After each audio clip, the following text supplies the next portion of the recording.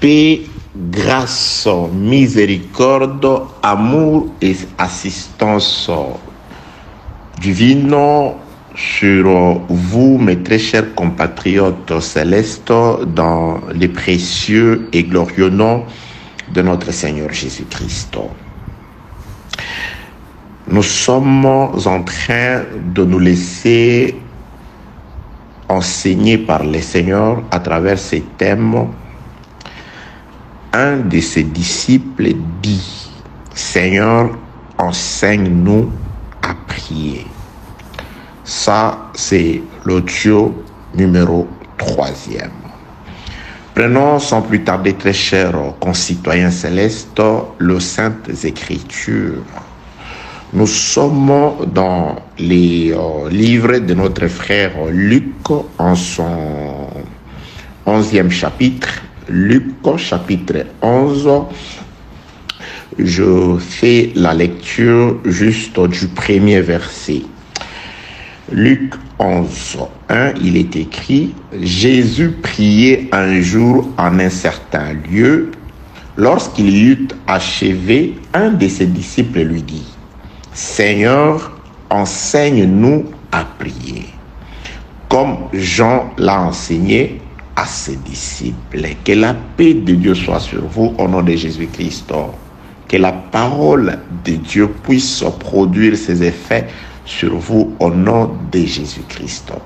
Par la parole, le pouvoir nous a été donné de marcher sur les serpents, de marcher sur les scorpions, de marcher sur toute la puissance de l'ennemi. Par les paroles, la force, l'énergie spirituelle nous a été accordée de résister au diable et il fuira loin de nous. Que la parole, une fois de plus, produise ses effets au nom de Jésus-Christ. Par la parole, l'assurance d'être assisté par Dieu nous a été accordée. Par la parole, l'assistance, l'assurance d'être protégé par Dieu nous a été donnée. Par la parole, l'assurance que Dieu combatte pour nous nous a été donnée. Dans la parole, par l'évangile, l'assurance du salut, l'assurance de la victoire nous a été accordée par Dieu. Que la parole, une fois de plus, la parole de Dieu produise ses effets sur toi qui m'écoutes, au nom de Jésus de Nazareth. Très chers compatriotes, nous parlons sur la prière, où nous nous laissons enseigner sur la prière par notre Seigneur Jésus-Christ. Donc, nous avons compris, bien-aimés dans le Seigneur, à travers ces passages des Écritures, que la prière, une bonne prière, est une émanation de l'enseignement. Nous sommes allés dans les audios précédents. Une parenthèse, bien-aimés dans les Seigneurs, comme nous l'avons toujours fait, s'il nous arrive, très chers compatriotes célestes, de ne tomber que sur cet audio, c'est le 3e, il y en a 2 qui précèdent celui-ci. Entre en contact avec la personne par qui tu as reçu ce audio, par lui ou par elle, il te sera en tout cas donner les 2 précédents audios. Je crois qu'ils pourront aussi t'aider à t'approcher davantage du Seigneur, à servir Dieu, non selon la volonté des hommes, mais selon la volonté de Dieu. Nous avons compris dans les Saintes Écritures, bien-aimés dans les Seigneurs, qu'il y a des passages des Écritures dans plusieurs livres, entre autres les livres de Proverbes, où il est écrit que celui qui répond avant d'avoir écouté fait acte de folie, c'est-à-dire pour répondre, que ce soit à l'homme ou à Dieu plus particulièrement, il faut d'abord écouter Dieu. Pour aller parler à Dieu dans la prière, il faut d'abord écouter Dieu. Les Saintes Écritures nous ont montré, noir sur blanc dans les Écritures, que celui qui détourne son oreille pour ne pas écouter la loi, sa prière est une abomination.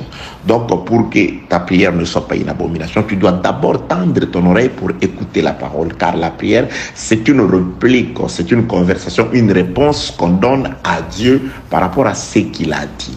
Nous sommes toujours partis dans les Saintes Écritures afin de voir les passages des Écritures dans le livre de Proverbes qui déclare: un père était en train d'avertir son fils que j'ai mis pour toi par écrit des paroles, des réflexions, afin que tu saches répondre à celui qui t'a envoyé par des paroles vraies par des paroles sûres. C'est-à-dire, tu ne peux pas répondre à Dieu, tu ne peux pas parler avec Dieu si tu n'es pas passé par la case écriture.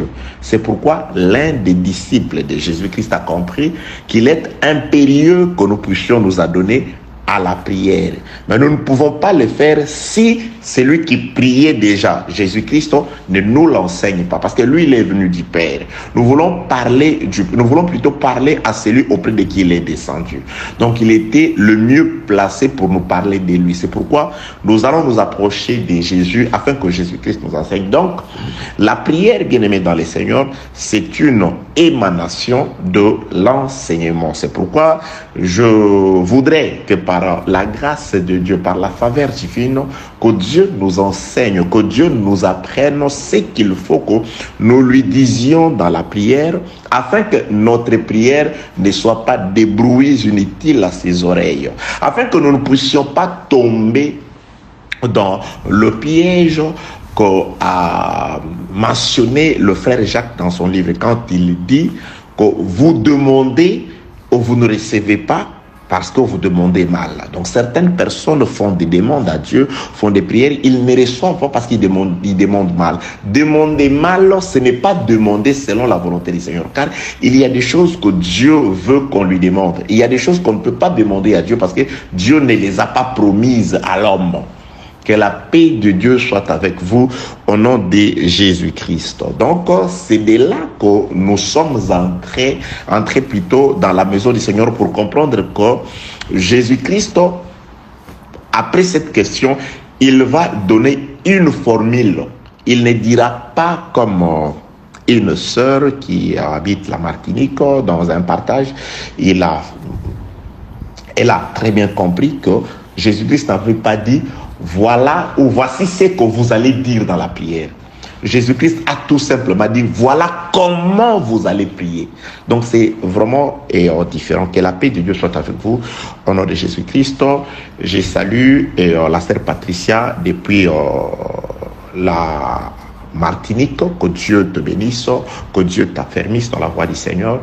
Au nom de Jésus-Christ. Je bénis en tout cas tout le monde. Vous nous aimez, vous êtes vraiment nombreux à nous écrire, à nous faire des souhaits, à prier pour nous. Et vraiment, je suis très reconnaissant et je me vois vraiment dans l'obligation de pouvoir être toujours là, disposé et disponible pour vous. Je me laisserai toujours selon que toutefois que Dieu m'accordera la vie par les Saintes Écritures, en tout cas, je serai toujours là à me disponibiliser afin que je sois toujours ces vases que Dieu a toujours utilisés pour votre édification. Je bénis le frère de partout. Vous m'écrivez depuis le monde entier, en tout cas. Je bénis plus particulièrement le bien-aimé qui sont du côté de Haïti. Je suis avec vous. Que Dieu vous fortifie, que Dieu vous bénisse. Et vous m'écrivez de partout, de l'Afrique profonde, de l'Europe, des États-Unis d'Amérique, du Canada en tout cas. Et que la paix de Dieu soit avec vous. Je vous aime. Je suis là disposé à faire ce travail. C'est parce que je sais que Dieu vous a donné ce cœur de pouvoir aimer la vérité. Donc, ce qui nous unit, c'est la vérité. Que la paix de Dieu soit avec vous au nom de Jésus-Christ. Que la grâce de Dieu surabonde sur vous. Que l'amour de la vérité continue plutôt à demeurer en vous au nom de Jésus-Christ. Donc, très chers compatriotes, et la prière, c'est une émanation de l'enseignement. C'est pourquoi nous repartons maintenant, après que la question soit posée à Jésus-Christ sur comment les gens doivent prier. Alors, il commence d'abord par leur dire là où ils doivent se placer pour prier. Pour prier, il faut être quelque part. Nous avons compris que c'est très important d'être à cet endroit-là. Que la paix de Dieu soit avec vous au nom de Jésus-Christ. C'était vraiment très, très important d'être à cet endroit-là. Nous sommes dans le livre de Matthieu, chapitre 6e, où Jésus-Christ indique d'abord là où tu dois être pour prier Dieu. Matthieu chapitre 6. N'oubliez pas que c'est un enseignement. Jésus-Christ n'a pas dit voilà ce que vous allez répéter ou vous allez dire. Il dit voilà comment vous allez prier. C'est-à-dire il leur donne une certaine formule. Et dans cette formule, comme c'était avant le coucher du soleil. C'était dans l'ombre. C'est à partir de là que nous allons nous rendre compte par le Saint-Esprit qu'est-ce que Jésus-Christ voulait dire à travers ce qu'il avait dit. Parce que quand le Saint-Esprit est arrivé, nous n'avons vu nulle part les disciples de Jésus-Christ qui avaient demandé pourtant au Seigneur qu'il leur apprenne comment prier, répéter mot à mot ce que Jésus-Christ avait dit dans la formule appelée prière de notre Père. Donc, ils ont fait des prières. Ils ont même prié à des endroits, entre guillemets, dans l'ancienne alliance, où, avant la mort de Jésus-Christ, Jésus-Christ leur avait interdit de ne pas aller là-bas. Il dit, ne priez pas dans des synagogues, dans des coins des rues. Bien au contraire, ils ont prié dans ces endroits-là. Avait-il enfreint la loi du Seigneur où ils avaient réellement, par le Saint-Esprit, compris l'essence, ce que Dieu cachait, ce que Jésus-Christ cachait à travers ce qu'il leur avait dit. C'est ce que le Saint-Esprit est en train de nous dire. Nous sommes dans le livre de Matthieu, très chers compatriotes, au chapitre 6e. Nous prenons Matthieu, chapitre 6e, le 6e verset aussi. Matthieu 6, 6. Mais quand tu pries, entre dans ta chambre. Bon, je commence d'abord au 5e verset. Lorsque vous priez, ne soyez pas comme des hypocrites qui aiment à prier debout dans des synagogues, au coin des rues, pour être vus des hommes. Je m'excuse. Je vous l'ai dit en vérité, ils reçoivent les récompenses. Mais quand tu pries, là, il fait d'abord la reproche à certaines personnes qui ciblaient des endroits publics pour aller prier, entre autres les coins des rues, les synagogues. Jésus-Christ dit, ne faites pas comme eux. Mais vous, au contraire, je vous indique l'endroit où vous aurez la probabilité d'être écouté par Dieu. Matthieu 6, 6. Mais quand tu pries, entre dans ta chambre, ferme la porte et prie ton Père qui est là dans les secrets, et ton Père qui voit dans les secrets te le rendra. Donc nous avons compris que Jésus-Christ, littéralement parlant, il interdit le prière à des endroits publics comme des temples, synagogues, la rue. Sommes-nous pas obligés aujourd'hui de faire une prière dans la rue? Sommes-nous pas aujourd'hui obligés d'aller prier dans une synagogue ou je sais pas, dans un temple, dans une église? Nous allons le comprendre dans les Écritures. Ou pourquoi Jésus-Christ dit tout simplement que si tu veux prier, entre dans ta chambre. C'est ce que nous avons vu dans l'audio. Nous avons commencé à étudier dans l'audio précédent. Donc, nous allons comprendre le langage de notre Seigneur Jésus-Christ. Parce que les disciples ont prié dans des rues, ils ont prié dans des synagogues, ils ont prié devant les foules. Donc, c'est-à-dire, ils ont tout simplement compris l'essence des paroles de notre Seigneur Jésus-Christ. Avant d'aller détailler la prière, d'entrer dans la prière proprement dite, nous parlons d'abord de la localisation de là où la personne qui prie doit se retrouver. Matthieu chapitre 6 verset 6, Jésus-Christ nous dit que si tu veux prier, c'est dans ta chambre qu'il faut aller. Et quand tu entres dans la chambre, tu fermes la porte, c'est-à-dire tu coupes tout rapport avec le monde. Tu restes à l'écart de tout le monde. Tu t'enfermes seul dans la chambre. Et là, Dieu qui voit dans les secrets, il appelle la chambre les secrets. Et il dit encore, lui c'est Dieu qui habite les secrets. Je reprends l'écriture, la lecture. Matthieu 6, 6, c'est très important, très chers compatriotes, c'est un enseignement. C'est-à-dire, je voudrais vraiment que par le Saint-Esprit, l'intelligence, la sagesse et la connaissance sur la prière nous soient accordées afin que nous ne demandions pas et que nous ne voyions pas se réaliser le fruit de nos demandes. Nous voulons que Dieu nous exauce. C'est pourquoi nous nous approchons, nous nous sommes approchés, pas des blanchards, mais de notre Seigneur Jésus-Christ qui avait promis d'être là, qui avait promis toujours d'enseigner, que lui nous enseigne, que lui nous apprenne l'essence réelle de ses paroles, afin que nous lui servions selon sa volonté et que nous voyions l'impact prévu par rapport à la prière parvenir, nous arriver et nous atteindre. Paix de Dieu sur vous au nom de Jésus-Christ. Matthieu chapitre 6, le verset 6. Mais quand tu pries, entre dans ta chambre, ferme la porte et prie ton Père qui est là dans les secrets. Et ton Père qui voit dans les secrets te les rendra. Donc la chambre où tu entres, Dieu s'y trouve déjà.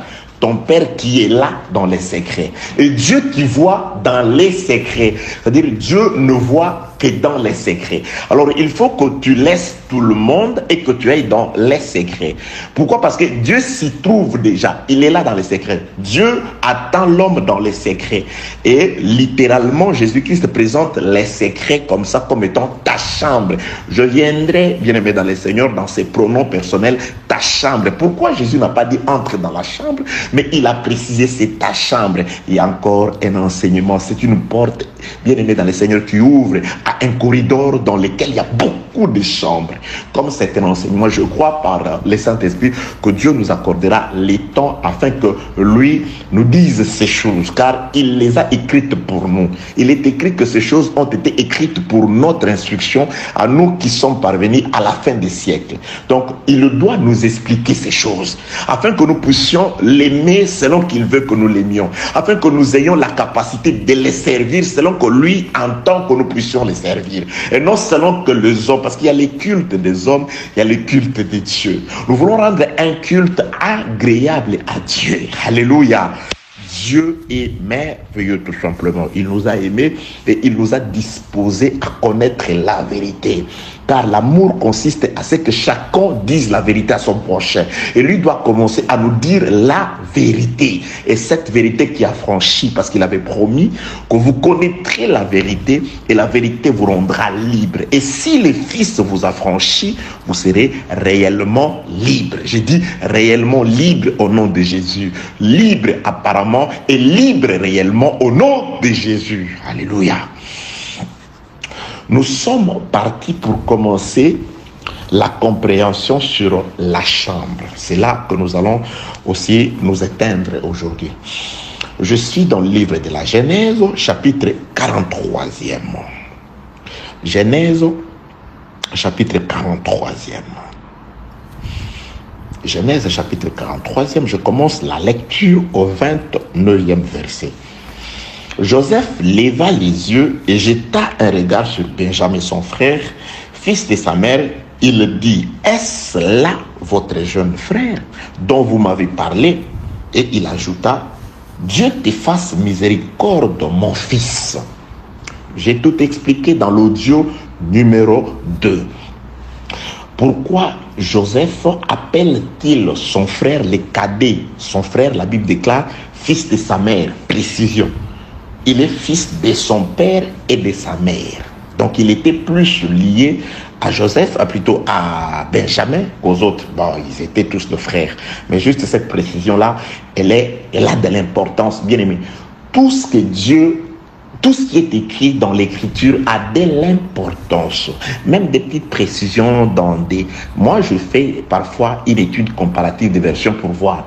Là, il a dit, entre dans ta chambre. Et les autres versions, ils disent quoi? Est-ce qu'il y a une différence? C'est très important que la paix de Dieu soit avec vous au nom de Jésus-Christ. Donc ici, pourquoi appelle-t-il celui qui est son frère? Il le ramène au rang de son fils. Nous avons commencé à expliquer que dans la prière, le rapport primordial, c'est entre père et fils. C'est pourquoi plus tard, Jésus-Christ leur dira, quand vous priez, voilà ce que vous allez dire, notre Père. C'est-à-dire, c'est un fils qui doit s'adresser à un père. Car la bénédiction, depuis l'ancienne alliance, passait de père en fils. Dieu a remis toute la bénédiction à Abraham. Abraham l'a légué à son fils Isaac. Isaac, à son tour, l'a légué à Jacob. Et Jacob aux 12. Donc, ça se passait comme ça. Et Dieu ne peut pas te bénir s'il n'y a pas ce rapport de filiation, fils-père. Donc, tu dois d'abord devenir le fils. C'est pourquoi Joseph, avant de tout faire, il va d'abord ramener son frère de père et de mère au rang de son fils. Il dit ces paroles. Joseph leva les yeux et jetant un regard, je suis dans le livre de Genèse, chapitre 43, le verset 29. Jetant un regard sur Benjamin, son frère, dit, plutôt fils de sa mère, il dit, est-ce là votre jeune frère dont vous m'avez parlé? Et il ajouta, Dieu te fasse miséricorde, mon fils. Ses entrailles étaient émues pour son frère. Il avait besoin de pleurer. Il entra précipitamment dans une chambre et il y pleura. Donc, nous avons compris à travers beaucoup d'autres écritures dans l'audio numéro 2 que la chambre est aussi le lieu de pleurs. c'est là où Joseph est allé pleurer. Il pleure pour qui? Il est allé pleurer, émis de compassion et d'amour pour celui qui est son frère, à la fois son fils. Nous avons expliqué ce rapport par rapport à ce qui est écrit dans le livre aux Hébreux. Là où il est écrit que et celui qui sanctifie et ceux qui sont sanctifiés, ils sont issus d'un seul, que lui n'a pas honte de les appeler frères. Donc Jésus-Christ qui nous sanctifie n'a pas honte de nous appeler frères. C'est pourquoi il est le premier-né d'entre les frères. Donc lui c'est les grands, c'est le prémisse et nous c'est la masse. Nous sommes les corps, lui c'est la tête. Donc, mais c'est lui notre grand frère qui nous a aujourd'hui engendré par sa parole. Il est notre frère aîné, il est aussi notre père parce que Jésus nous a engendrés par sa parole. La nouvelle naissance qui fait de nous des enfants de Dieu est venue grâce à Jésus par sa parole. Grâce à Jésus. Donc Jésus c'est aussi notre père parce que par sa parole il nous a engendrés. Par sa parole nous sommes nés de nouveau. Par sa parole nous sommes devenus de nouvelles créatures. Il a utilisé sa sémence, sa parole pour nous engendrer. Voilà le vrai Père, le Seigneur Jésus-Christ. Que la paix de Dieu soit avec vous au nom de Jésus-Christ. Donc, pour l'amour et l'affection pour son fils, pour son frère qui est à la fois son fils, qu'il qualifie à la fois de son fils, il va laisser tout le monde s'isoler seul dans la chambre afin d'y aller prier, comment pleurer.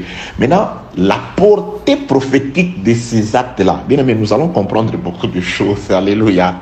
Dieu est merveilleux. N'oubliez pas, nous sommes dans la prière. C'est Jésus qui nous envoie dans ce que nous sommes en train de voir aujourd'hui. Parce que lui, il dit, quand vous voulez prier, entrez dans la chambre. Et nous voulons voir pourquoi la chambre. Et nous comprenons, la chambre, c'est un endroit de pleurs où quelqu'un, par amour, pour exprimer son amour, il doit laisser tout le monde s'isoler là-bas afin d'aller faire quelque chose. Il va aller pleurer là-bas. Or, le pleur marque l'amour. Par rapport à ce qui est écrit aussi, nous l'avons vu dans l'audio passé, dans le livre de Jean chapitre 11. Jésus-Christ, après avoir demandé où les hommes avaient placé Lazare, et quand il arriva devant la tombe, la Bible déclare, Jésus pleura. Et la signification de pleurs de Jésus là-bas, il y a des gens qui, non, incrédulité, non. Voilà comment il aimait. C'était l'expression de l'amour vis-à-vis de Lazare. Quand Jésus a pleuré, les hommes, par le pleur de Jésus, ils ont compris que c'était l'expression de son amour pour le défunt. Donc, le pleur de Jésus, c'était l'expression de l'amour de Jésus pour Lazare. C'est pourquoi je dis, bien aimé dans le Seigneur, si vous lisez Jean chapitre 11, vous allez voir que Jésus-Christ n'était pas le premier à pleurer. Il y a eu beaucoup de gens qui ont pleuré avant. Marie pleurait, Marthe pleurait, les gens qui l'accompagnaient pleuraient. Mais le pleur des hommes et le pleur de Jésus sont différents. Les pleurs des hommes ne pouvaient pas sauver Lazare. Alléluia. Là, le pleur de Marie, de Marthe, de ses sœurs, représente aussi le ministère de l'ancienne alliance. Parce que Marie, Marthe et Lazare, ils avaient le même sang. Ils étaient de la même famille. Donc leur pleurs ne pouvaient pas sauver. Il fallait que quelqu'un d'autre vienne pleurer et que par le pleur de celui-là, de cet étranger-là, que Lazare soit sauvé. Lorsque nous étions morts, des prophètes comme nous, nés dans le péché comme nous, ni Moïse, ni Abraham, ni personne, leur ministère, leur marque d'amour pour nous ne pouvait pas nous sauver. C'est pourquoi Marie pouvait pleurer, Marthe pouvait pleurer, les gens qui étaient là comme Lazare pouvaient pleurer, leurs pleurs n'avaient pas d'efficacité. Mais lorsque Jésus, alléluia, alléluia, celui qui voyait Lazare endormi, lui quand il a pleuré, par la suite, le pleur de Jésus-Christ ont ramené Lazare à la vie. Le pleur de Marie et de Marthe, c'est aussi des enseignements d'hommes. Il y a de ces endroits où vous voyez quelqu'un pleurer, c'est-à-dire un prédicateur en train de parler. Je dis, ah non, non, non, la nourriture qu'il donne là, c'est les liotos. Lioto, je ne sais pas comment exprimer cette expression en français, hein? Lingala, ma langue maternelle. Nous, quand on grandissait, vous savez, bon, je ne sais pas si en Europe, les enfants, c'est de ma génération, je ne sais pas si maintenant ça se fait. Parfois, les jeunes, des petits enfants, on joue à à la cuisine, quoi. On fait on utilisait parfois des boîtes de conserve pour cuisiner des petits repas comme ça et qui ne pouvaient pas rassasier. Des petits repas, on faisait ça un peu à l'écart de la maison et on ramassait c'est ça, les liotos. C'est des repas comme ça qui ne rassasient pas. C'est ça, il y a des prédications liotos. Il n'y a pas de prédication nourriture qui rassasie. Il y a des prédications liées autour, c'est-à-dire ces repas-là d'enfants qui se jouent comme ça. Et ça, c'est de pleurs de Marie, de Marthe et de ces gens-là. Pas d'efficacité. Vous voyez, prédicateur en train de gesticuler, alléluia. Il ne dit rien. Ça ne dit rien dans le cœur. Ça ne console pas. Ça ne ramène pas Lazare à la vie. Que la paix de Jésus-Christ soit avec vous au nom de Jésus-Christ. Pourquoi je dis ça, bien-aimés dans les Seigneurs? Parce que nous sommes dans la chambre. Il ne faut pas oublier. Jésus-Christ nous demande d'entrer dans la chambre, d'éviter les endroits, les lieux publics, les synagogues et consorts, mais de s'isoler dans la chambre. Et quand on est dans la chambre, c'est dans la chambre que se trouve Dieu. Or, nous avons compris que dans la chambre, Joseph s'est retiré pour pleurer. Et quand il a pleuré, c'était l'expression de son amour pour son frère. Et il y a eu après Joseph un autre véritable Joseph. De même que le premier Joseph avait quitté ses frères pour aller en Égypte et de sauver un peuple. Et c'est Joseph, véritable Jésus, a aussi quitté son peuple, Israël, pour venir vers nous. Donc, Joseph, dans l'homme, c'est l'équivalent de Jésus. Jésus répète l'action de Joseph. Il va pleurer par affection à Lazare. Et quand Jésus pleure par la suite, il dit ôtez la pierre et Lazare est revenu à la vie. Et plus tard, vous verrez que Lazare était avec ceux qui étaient assis avec Jésus-Christ à table. Donc après la résurrection, Jésus-Christ doit donner le pain. Il doit manger avec Lazare. Donc quand il va pleurer pour Lazare, il ressuscite Lazare. 6 jours après, le 7e jour, il doit faire asseoir Lazare sur la table et manger avec Lazare. Alléluia, Dieu est merveilleux. Il nous a ressuscités aujourd'hui comme Lazare. Nous avons passé 6 jours. Le 7e jour, il viendra nous chercher afin que nous puissions nous asseoir avec lui dans le royaume et manger les pains avec lui. Nous serons avec lui tel qu'il est. Nous serons tel qu'il est. Alléluia. Nous serons tel qu'il est. Tel qu'il est, tel que nous serons. Paix de Dieu sur vous au nom de Jésus-Christ. Donc, bien-aimés, nous sommes dans la compréhension de ce que le Saint-Esprit voulait dire par la chambre, où l'homme doit se retirer pour aller. Nous avons compris que la chambre, le lieu des pleurs, là où Jésus-Christ, là où Joseph est allé pleurer. Ceux qui sont restés au salon, entre guillemets, Genèse chapitre 43, ils pouvaient peut-être ne pas comprendre, mais qu'est-ce qu'il est allé faire là-bas? Il est allé faire quoi? Il est entré, il a pleuré, il a essuyé son visage, il est sorti. Laissez-moi vous donner un peu de révélations. Hein? Je sais que vous aimez. Alléluia. Je vous fais voir quelque chose qui écarte. Il y a parfois les gens, nous prêchons sur les tabernacles. Laissez-moi vous faire voir les tabernacles dans ces passages des Écritures. Genèse chapitre 43, je commence la lecture au 29e verset.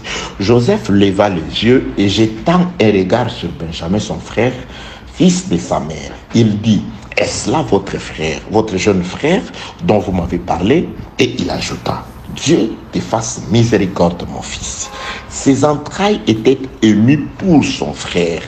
Il avait besoin de pleurer. Il entra précipitamment dans une chambre et il pleura. Bien-aimé dans le Seigneur, pour exprimer son amour pour nous, Jésus-Christ est venu sur la terre, il nous a trouvés. Les Écritures déclarent, quand il regardait Israël, il regardait ses disciples, il le voyait comme des brebis sans pasteur. Il le voyait errant ça et là. Ça, c'est le frère qui a écrit, le frère Ésaïe, il dit dans son livre, Ésaïe chapitre 53. Il dit, nous étions comme des brebis errants. Chacun suivait sa propre voie. Donc, nous n'avions pas de maître, nous ne connaissions pas la voie du salut. Nous étions perdus. Par amour pour nous, il devait se retirer de tout le monde pour s'isoler dans une chambre. Donc, la croix, c'est la chambre. Bien-aimé dans le Seigneur. Oh, la croix, oui, la croix, c'est la chambre, bien-aimé dans le Seigneur. C'est la chambre dans laquelle Jésus-Christ est allé seul. Il a laissé tout le monde, abandonné. Quand il a laissé, pourquoi parfois un jour j'étais en train de prier, il m'est venu à l'esprit de dire, Seigneur, ce qui s'est passé dans la chambre, nous sommes ceux qui doivent le dire au peuple. Parce que le monde te voyait crucifié. Le monde te voyait, il pouvait se moquer de toi, comment tu étais dans l'opprobre et consort, dépouillé même de tes vêtements, de tes habits et consort, dans cet opprobre. Le monde ne savait pas ce qui s'est passé réellement dans cette chambre-là.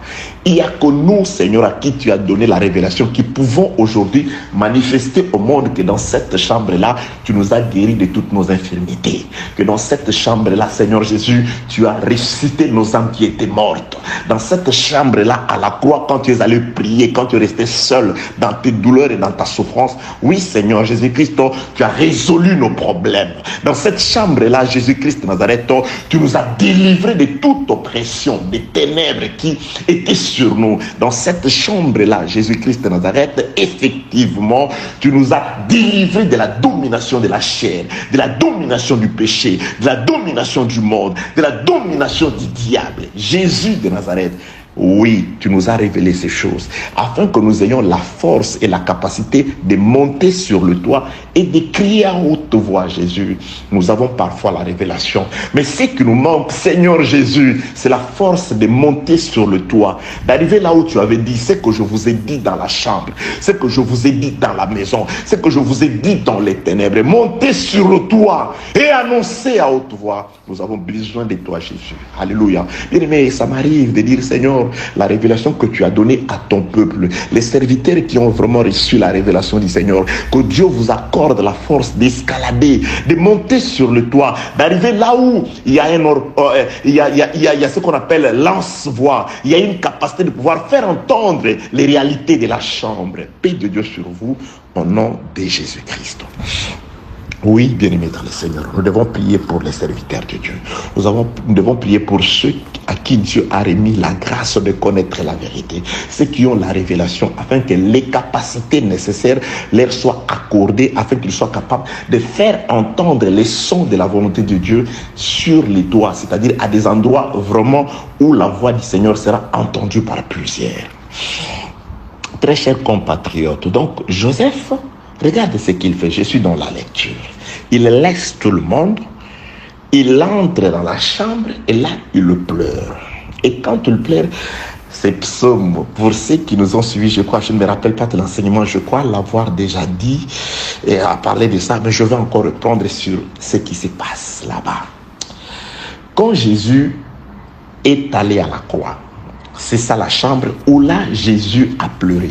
Mais écoutez les psalmistes prophétiser. J'avais donné le psaume 6. Aujourd'hui, je rentre encore dans le psaume 56 pour parler des effets de pleurs de Jésus. Bien, mais des effets, les conséquences de ce qui s'est passé dans la chambre. Lorsque Joseph entre, il laisse tout le monde. Et quand il entre, avant d'entrer, il y a des choses qui ne s'étaient pas faites. Mais quand il sort, il y aura des choses qui vont se faire et dans un certain ordre que nous allons étudier plus tard. Alléluia. Dieu est merveilleux. Écoutez ce qui est écrit d'abord ici dans la lecture de la Genèse chapitre 43. C'est une grande prophétie ça, Genèse 43. Verset 30e. Ses entrailles étaient émues pour son frère. Il avait besoin de pleurer. Il entra précipitamment dans une chambre et il lui pleura. Après s'être lavé les visages là-bas, il a souffert. Mais nous les hommes aujourd'hui, nous le voyons glorieux. Personne ne peut il peut vraiment se représenter, même si on les lit. Nous lisons, mais la souffrance qu'il a connue là-bas, non. Aujourd'hui, il est ressorti avec un visage lavé. Il n'y a plus de larmes. Jésus-Christ qui est entré, qui a souffert dans la faiblesse, c'est lui qui est sorti, est glorieux. Un visage complètement lavé. Oui, c'est un Jésus éternel. C'est un Jésus, alléluia, qui ne sera plus vaincu parce qu'il est retourné dans sa gloire. Il est retourné dans toute sa puissance. Il est retourné comme les merveilles éternelles. Le roi du ciel et de la terre, selon qu'il avait dit, tout pouvoir m'a été donné au ciel comme sur la terre. Il est celui qui règne dans nos cœurs. Qu'il soit loué, Jésus de Nazareth. verset 30 de Genèse chapitre 43, ses entrailles étaient émues pour son frère, il avait besoin de pleurer. Il entra précipitamment dans une chambre, il y eut pleura, verset 31. Après s'être lavé les visages, il en sortit et faisant des efforts pour se contenir. Il dit, servez à manger, servez à manger, servez à manger. On ne pouvait pas servir la nourriture avant que Joseph ne puisse venir, rester avec ce frère. Il est venu, lorsqu'il est venu dans la chair, non, personne n'a mangé. Les gens avaient faim, ils attendaient.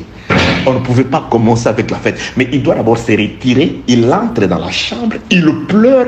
Et quand il sort, c'est alors qu'il va dire, servez à manger. Bien, mais si nous avons la nourriture aujourd'hui, c'est parce que le véritable Joseph est venu sur la terre. Il était avec le monde, avec le Pierre, les Jean, les Jacques, les disciples, les pharisiens, les sadducéens. Ils étaient avec il était plutôt avec tout le monde. Mais il doit les laisser par amour, pas à tout le monde, mais à son frère Benjamin, fils de son père et de sa mère. Il laisse tout le monde, il s'en va dans une chambre, il dit, ma vie, personne ne me la prend, je la donne parce que j'ai le pouvoir de la récupérer. Jésus-Christ lui-même est allé se laisser pour mourir. Il a juste utilisé des pions. Il a utilisé les sacrificateurs, il a utilisé Judas Iscariote, il a composé cette scène-là parce qu'il était nécessaire qu'il nous donne la nourriture. Mais il ne pouvait pas nous donner la nourriture s'il ne se retire pas, s'il ne va pas pleurer, s'il ne va pas exprimer son amour seul dans une chambre, l'œuvre de la croix. Il laisse tout le monde, il va souffrir seul, il entre dans la chambre, il souffre, et quand il sort, c'est alors qu'aujourd'hui, il a ordonné, donner à manger. Servez la nourriture. Nous avons le pain aujourd'hui parce qu'un homme est venu, il est avec nous, il s'est retiré, il a pleuré, il est sorti. Aujourd'hui, il donne la nourriture. Alléluia. Que la paix de Dieu soit avec vous. Au nom de Jésus-Christ, nous avons l'abondance aujourd'hui grâce au déplacement de Jésus. C'est parce qu'il est allé dans une chambre. Et quand il est allé dans la chambre, et quand il sort, il va donner les pains. C'est pourquoi Jésus-Christ dira, dans les détails nous le verrons, si tu veux prier, entre dans la chambre. Et quand tu entres dans la chambre, c'est après que tu peux demander, donne-nous les pains quotidiens. Le pain, tu ne le demandes pas quand tu n'es pas encore entré dans la chambre. Oh, Dieu est merveilleux. Bien-aimé, Dieu, nous verrons toutes ces histoires. Jésus-Christ a expliqué la prière de notre Père de plusieurs façons, dans plusieurs paraboles. Quand il dit, demandez, il vous sera donné. Frappez, on vous ouvrira. Cherchez, vous trouverez. Vous allez voir que c'est la prière de notre Père, ça. Il suffit que par les yeux de l'esprit, que vous soyez capable de remettre, de replacer ces choses dans l'ordre voulu par Dieu. Parfois, Dieu a dit les choses en désordre, mais il a envoyé ses serviteurs avec la sagesse du ciel afin de remettre les choses dans l'ordre. Prêcher, c'est aussi remettre les choses dans l'ordre. Car Jésus, quand les propriétaires de la fête, quand il entre, il trouve les gens assis en désordre dans la fête. Il y a des gens qui ont leur place derrière, qui sont allés se mettre devant. Il y a des gens qui sont leur place devant, mais qui ont été placés derrière. Lui, avant de commencer la fête, il doit replacer chaque personne à sa place. Ça, ce n'est pas Blanchard, mais c'est la parabole de Jésus. Il replace, il dit non, monsieur, tu es allé devant, mais ta place est derrière. Cette fête, c'est aussi les Écritures. Il y a des promesses qui ont été apparemment dites à Israël, mais qui nous concernent. Il y a des choses qui sont dans la Nouvelle Alliance, quand vous lisez, ça concerne Israël. C'est-à-dire, il faut, avec la sagesse du Maître, replacer parfois les Écritures, chacune à sa place. Alléluia. Replacer les promesses, chacune à son peuple à qui elle a été destinée. Attention à la confusion. Vous risquez de remettre la promesse de Jésus à un homme de la terre mortelle qui passe. Dieu est merveilleux. Donc, mes chers compatriotes, verset 31. Après s'être lavé les visages, il en sortit. Après avoir été à la croix, il est mort. Jésus doit sortir parce qu'il avait promis, dit, ma vie, je la donne parce que j'ai le pouvoir de la récupérer. Il est entré dans le séjour des morts parce qu'une promesse de Jésus avait dit, L'heure vient, elle est déjà venue, où les morts entendront la voix du Fils de l'homme. Et ceux qui l'auront entendu vivront. Donc Jésus est allé enseigner les morts. Attention, nous étions morts. Quant à nos offenses, tout le monde, nous étions morts. Jésus devait laisser le royaume des vivants, les ciels, pour descendre sur la terre des morts, où il n'y avait que des cadavres. Aujourd'hui, bien-aimés, l'heure est arrivée où l'évangile est annoncé aussi spirituellement aux morts, à l'humanité. Nous étions tous morts. Mais ce sont ceux qui l'auront entendu. C'est-à-dire, l'évangile est annoncé, mais tout le monde n'entend pas l'évangile. Ce sont ceux qui l'auront entendu, qui vivront. Ça, c'est aussi le séjour de Jésus parmi les morts. C'est pourquoi la vie de Jésus, c'est l'explication de toutes les Écritures. Tous ces mouvements, tous ces gestes, toutes ces paroles, Jésus a expliqué Alpha et Oméga, le début et la fin, la naissance de l'homme, sa croissance, sa mort et sa résurrection. Alléluia. Dieu soit loué. Genèse chapitre 43e, le verset 31. Après s'être lavé les visages, il en sortit, il faisait des efforts pour se contenir et dit, servez à manger. La nourriture vient après s'être sorti de la chambre. C'est pourquoi, bien-aimés dans le Seigneur, c'est la croix qui fournit tout ce que nous mangeons aujourd'hui. Tout ce que nous mangeons aujourd'hui, c'est fourni par la croix. Bien-aimés, le frère Paul dit quelque chose dans le livre de 1 Corinthiens. Le 1er Corinthiens chapitre 1er, il dit quelque chose, le frère Paul, concernant la prédication de la croix, un passage d'écriture que vous connaissez certainement. 1 Corinthiens chapitre 1 Corinthiens et chapitre 18, chapitre 1er, le verset 18. Car la prédication de la croix est une folie pour ceux qui périssent, mais pour nous qui sommes sauvés, elle est une puissance de Dieu. Elle est une puissance de Dieu. Quelle prédication? La prédication de celui qui est avec le monde. Il est entré dans la chambre et il est sorti. Après être sorti de la chambre, il dit, distribuez maintenant le pain. Donnez le pain. 1 Corinthiens, chapitre 2e. Je commence la lecture au premier verset. Attendez. Pour moi, frère, lorsque je suis allé chez vous, ce n'est pas avec une supériorité de langage ou de sagesse que je suis allé vous annoncer les témoignages de Dieu. Car je n'ai pas eu la pensée de savoir parmi vous autre chose que Jésus-Christ et Christ crucifié.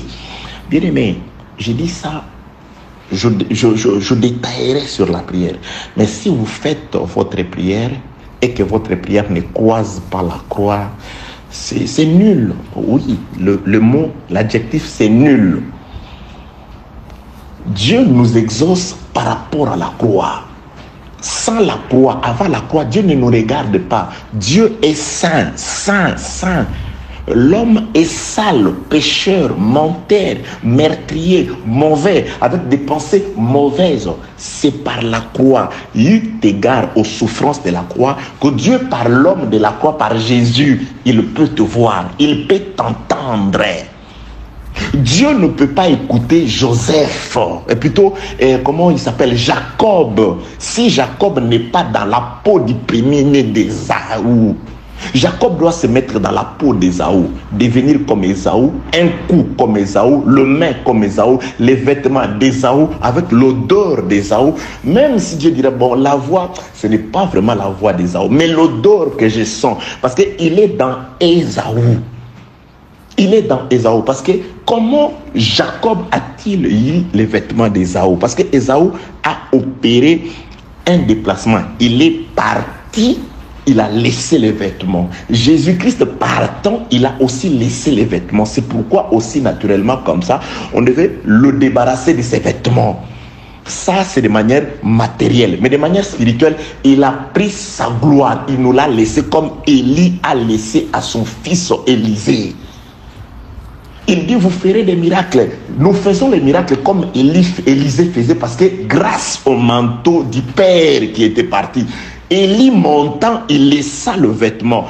Ésaü partant, il laissa ses plus beaux vêtements à la maison. Entrez dans la maison, vous allez prendre les vêtements, les œuvres, la vie, l'enseignement de Jésus. C'est grâce à l'enseignement de Jésus par rapport à Ésaü qui s'est déplacé. Là, le départ d'Ésaü parle de la mort de Jésus. Il est parti. L'œuvre de la croix assure à Jacob de se munir des vêtements de son frère aîné, du premier-né que le père aime, Ésaü, afin de pouvoir prier. Père, il dit la voix, c'est la voix des blanchards, mais l'odeur de Christ, les œuvres de Christ, l'enseignement de Christ, je te bénis. Je ne tiens pas compte des blanchards. Normalement, je ne dois pas te bénir, toi, blanchard, mais ceux qui t'entourent, les vêtements qui t'entourent. C'est pourquoi, bien-aimé dans les Seigneurs, il faut entrer dans la chambre. Or, la chambre, c'est là où Joseph s'est retiré pour pleurer. Il pleure, il sort, il distribue le pain. Si tu as des choses, Jésus dit, à demander à Dieu, va dans la chambre. Dieu qui s'y trouve, Dieu est dans la croix. Dieu est dans l'évangile de la croix. Tout doit passer par la croix. Dieu, par rapport à la mort de Jésus. Dieu a égard à nous par rapport aux souffrances de Jésus. Dieu nous sauve par rapport à la croix. Il y a de ces prédications-là parfois, bien aimé. Une prédication qui n'est pas dédouanée par la croix est frauduleuse. Passer par la douane. La croix dédouane. La croix imprime le tarif que la marchandise est passée par la douane. Vérifié par des instances appropriées. On peut consommer, ça ne donne pas la maladie. Mais parfois la marchandise, quand ça passe par de ports fraudulés, on ne sait pas si elle est avariée. Non. La croix justifie, sanctifie, purifie et rend comestible toute nourriture, d'où qu'elle vienne, de l'ancienne alliance, ou quoi que ce soit. Tout doit passer par la croix. C'est l'évangile de la croix qui sauve. Paul dit, je n'ai pas eu d'autres pensées, à part Christ crucifié. Pas d'autres pensées. Paix de Dieu sur vous, au nom de Jésus-Christ. Nous rentrons dans le livre de la Genèse, chapitre 43. On va finir là-bas, il y a des choses là-bas. Verset 31, 43e chapitre du livre de la Genèse.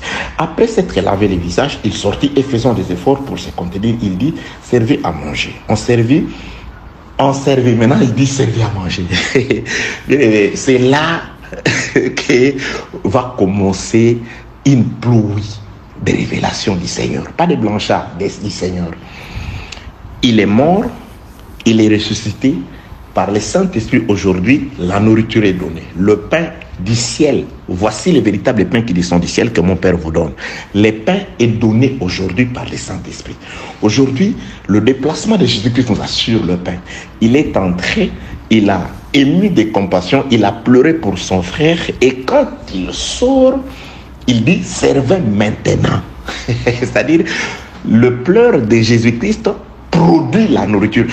Psaume chapitre 56, il y a une révélation là-bas. Attendez, bien, je suis en train de rire. J'ai tressailli de joie par le Saint-Esprit. Oui, de ce que Dieu nous a aimés et il nous a disposés à connaître ces choses, à connaître la vérité. Pendant qu'il y a des gens qui vont autour des fables, autour des raisonnements, des gesticulations qui ne sont que le pleur de Marie, de Marthe et de ceux qui accompagnent Marie et Marthe. De pleurs inefficaces qui ne peuvent pas ramener Lazare à la vie. Mais lorsque Jésus plaira, il dit, ôtez la pierre, Lazare sort. Le pleur de Jésus, l'évangile de la vérité, ça ressuscite d'entre les morts. Bien aimé, quand l'évangile est prêché, un enfant du royaume, il doit sentir son cœur brûler au-dedans de lui. Il doit sentir, pas blanchard, mais Dieu lui parler. Dieu lui dit, non, lève-toi et marche. Lève-toi et sors de cet endroit-là. Abandonne cette vie-là. Prends conscience. Prends courage. Lève-toi. Dieu t'a appelé parce qu'il t'a révélé les choses dans la chambre et tu dois monter sur le toit. Lève-toi. Communique avec Dieu dans la prière, les sacrifices et consorts. Prêche l'évangile avec une bonne disposition du cœur et non en utilisant la parole comme un gain sordide et non en prêchant l'évangile, en réalisant des voyages missionnaires pour assouvir ses désirs de la chair terrestre. Dieu peut te bénir, bien-aimé dans le Seigneur, quand il veut et comme il veut. Ne prêche pas pour l'argent, prêche pour le royaume. Dieu, ton Père, s'il est là, il connaît tes besoins. il va t'assister au moment voulu par lui. J'ai toujours dit, vous savez, les hommes, parfois, dans certains pays organisés, il y a ce qu'on appelle les SMIC, c'est-à-dire le salaire qui est quand même adapté à certains besoins des hommes. On dit, bon, avec les SMIC, avec son salaire, il peut se payer les loyers, il peut, dans les minimums des choses, s'acheter à manger et aussi consommer. L'homme méchant, il calcule à combien de fortes raisons, si tu sers Dieu et qu'il veut te payer, il va te donner plus que les SMIC. Il dit, vos pères, méchants qu'ils sont, ils savent vous donner de bonnes choses, vous voyez. Donc quand on va payer quelqu'un qui travaille dans une entreprise, dans un pays entre guillemets organisé, on tient compte de certaines, il a des enfants, et voilà, la scolarité qu'on sort, il tient compte de ça, quoique ce n'est pas vraiment suffisant. Et quand il sert Dieu, beaucoup plus juste que ces hommes-là qui calculent les SMIC. Ah, combien plus forte raison Dieu, il va pourvoir à tes besoins. Il est merveilleux. Alléluia. Dis Alléluia. Dieu est merveilleux. Dis Alléluia. Dieu est glorieux. Psaume chapitre 56, nous parlons de ce qui se passe dans la chambre. J'avais dit, je ne dépasserai pas les 50 minutes, les 30 minutes, mais nous voici à 50 minutes. Prenons ne fût-ce que 5 minutes. Psaume 56, je fais la lecture au 8e verset. Tu comptes les pas de ma vie errante. Là, c'est David. Non, le Seigneur qui parle par David. Le Saint-Esprit qui parle David. David, c'est Jésus. Il s'agit de Jésus. Dans les Écritures, il est question de Jésus. Donc, David ne fait que prophétiser sur celui sur qui devrait s'accomplir toutes les prophéties des Écritures, Jésus. Tu comptes les pas de ma vie sur terre. C'est pourquoi tous les pas de la vie de Jésus errant sur la terre ont une signification. C'est des prédications, c'est des prophéties. Tout le mouvement de Jésus, tout ce qu'il a dit, tout ce qu'il a fait. Un jour nous verrons, Jésus-Christ est arrivé dans les temples. Il a considéré ce qui était dans les temples. Il est sorti. Bien aimé, il y a une prédication là-bas terrible. Il est arrivé, il a juste considéré les temples, il est sorti pour revenir plus tard et venir chasser ce qui était dans les temples. Alléluia. Psaume chapitre 56, le verset est 8e. Tu comptes, dans certaines versions, c'est le verset 9. Tu comptes les pas de ma vie errante, comme mon semeur, c'est le verset 9. Tu comptes les pas de ma vie errante. Recueille mes larmes dans ton outre. Ne sont-elles pas écrites dans ton livre? Recueil, c'est-à-dire pendant les jours de la vie errante de Jésus, c'est-à-dire pendant son séjour sur la terre, tout ce qu'il faisait était compté, c'est-à-dire Dieu savait cela.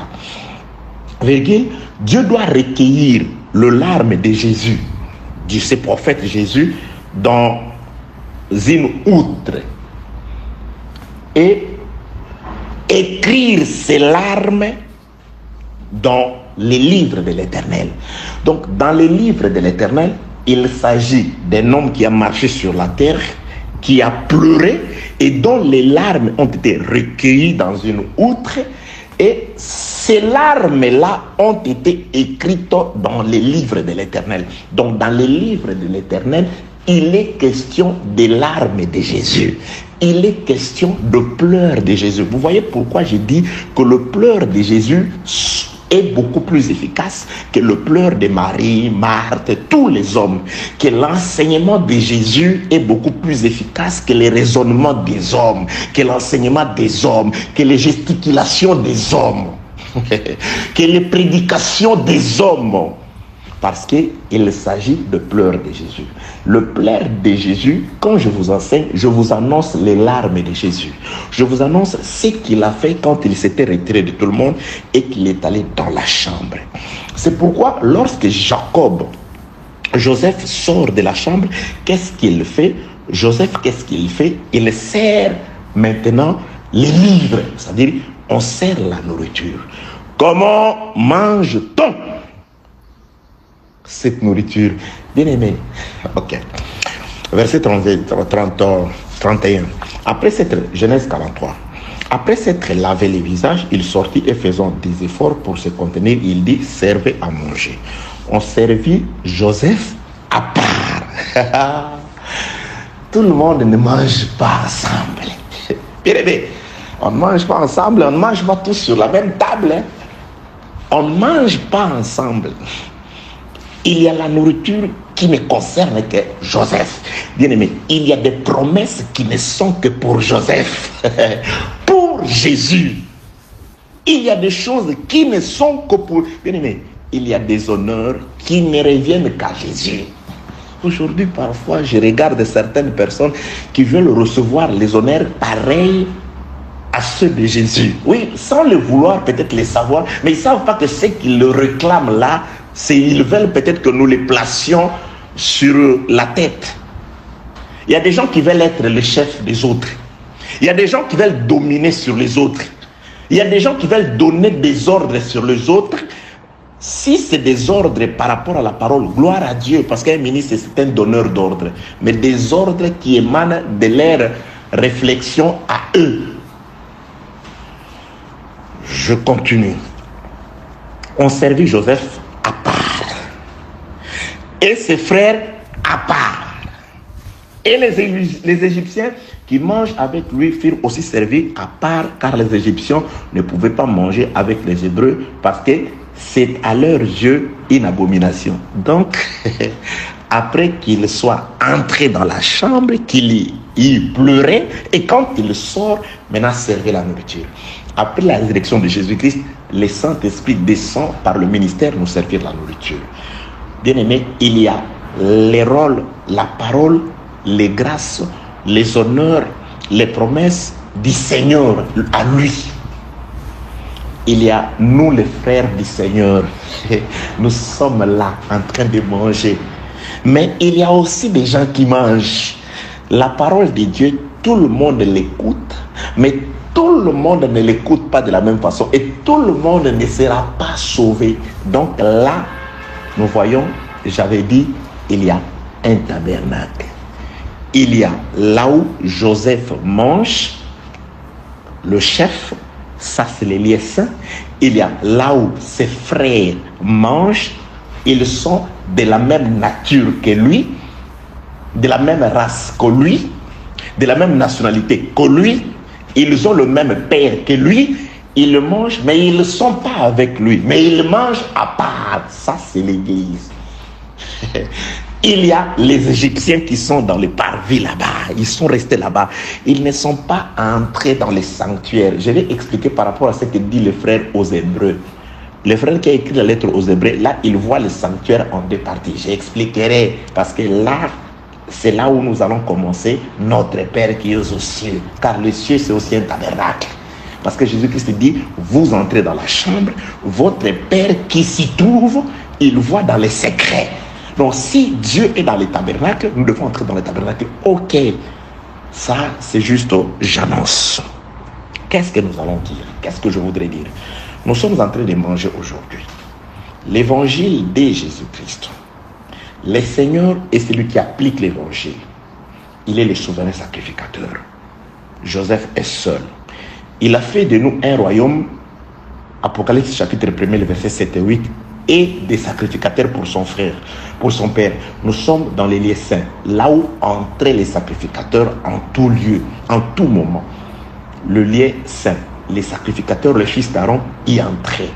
Et il y a les parvis là-bas. Bien aimé, il y a des gens qui se sont limités aux parvis, parce que l'Égypte, c'était les parvis, où il y avait un autel des holocaustes, c'est-à-dire la mort de l'agneau, il y avait la cuve des reins, c'est-à-dire la mer Rouge, avant d'entrer dans le désert, là où Israël est allé recevoir l'enseignement. Il y a des gens qui ne reçoivent pas cet enseignement, ils sont restés en Égypte. Ils vont dans les églises des hommes, mais ils sont encore en Égypte. Ils sont là-bas, les Égyptiens. Pour eux, ce que nous disons, c'est une abomination. C'est un scandale, l'évangile. Ils exagèrent. Et aussi, qu'est-ce qu'ils croient? Qu'est-ce qu'ils pensent? Ils croient que oui, c'est une... Mais quand tu dis à un Égyptien la vérité, il ne t'écoute pas. Parce que ce que toi tu manges, c'est une abomination à ses yeux. Il mange, mais à part. Joseph est aussi à part, mais c'est notre frère. Que la paix de Dieu soit avec vous au nom de Jésus-Christ.